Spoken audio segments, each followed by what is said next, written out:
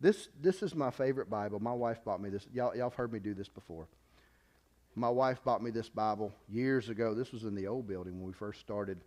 Still, I take care of things, so it still looks brand new. And this is my notebook. So you have a leather, but then you have a bonded leather. So you have a bonded leather that you gotta take some kind of outside chemical and put on this and kind of keep it from cracking, kind of take good care of it. This, however, this is a type of leather. This is lambskin. All you have to do is touch it. It's the oil of your hands that keeps this thing pliable. And I can't tell you how many times I've sat in my office and I've looked at this Bible and God's reminding me, you're the wrong kind of leather right now. You're making your own choices right now. You're doing it your way right now. You've got outside influences right now. And then I'm reminded that it's just the oil of his hand. If I just let him get involved, he'll get me out of the mess I found myself in. I found that even if I do make a dumb decision, and I make them probably more than you, but even if I do make a dumb decision, God can redeem me. Amen.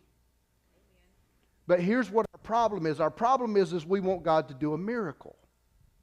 You do understand that if you're living miracle to miracle, then you're making mistake after mistake.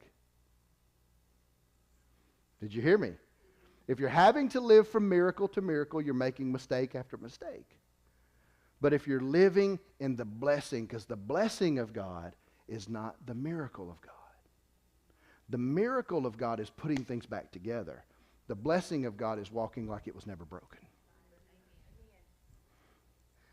So when I say grow me, I just need him.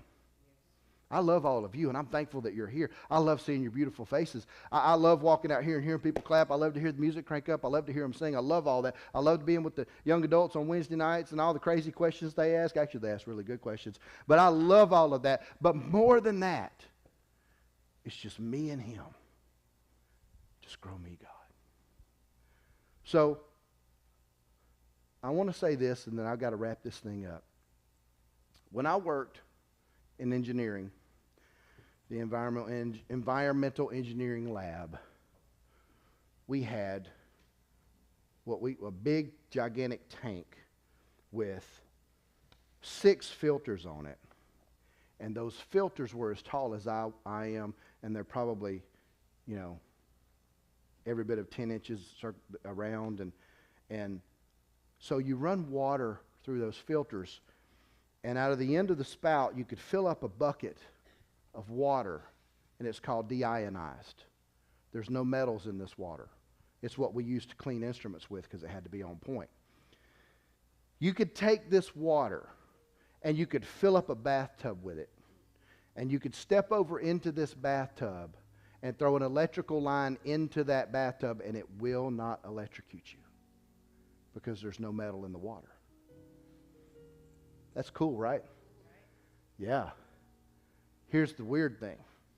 You step in there, you throw that extension cord in there or open line, and the longer you stand there, the more it starts to shock you because the metal from your body pollutes the water.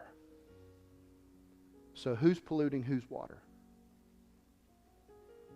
What are you standing in that's causing you problems when it could be clean?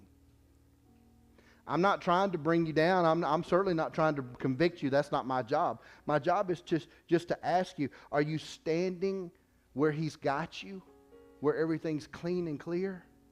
Or are you polluting it with you and your doubt? Are you letting third voices get in there and take you and cause you to be confused? Are you letting people tell you who you are? Are you letting demons tell you who you are? Are you following the influence of the enemy? Are you following the influence of the Holy Spirit? Because there's really only 2 ways that's going to happen. This is my last point. When we walk by faith, the hardest thing to do is to wait. Right? I mean, our society is so fast now. I remember even when I was in school, I graduated in 91. And I remember leaving school and not seeing any of my friends until we went back to school in September, and I was happy about it. Now, people can't even get home for they're already texting and calling. We're too connected. We're just too connected. But here's the thing. It's not just waiting that matters. It's how you wait. See, I'm asking God for things. All the new faces in this room and all the things that are starting to happen, and for us, we're being invited to do things all over the country. It's ridiculous what's happening. These are things, Chris, that I begged God for. Never happened until 8 weeks ago. Everything has happened in 8 weeks. You know what changed? Just grow me. If there's 2 people or 200, just grow me. If there's $2 in the bank account or $2 million in the bank account, just grow me. If my kids are perfect or if my kids are acting crazy, just grow me. Because I know if I can stay close to Him, the answer will come. If I can just stay hooked up with Him, we'll walk in it the right way. So if you just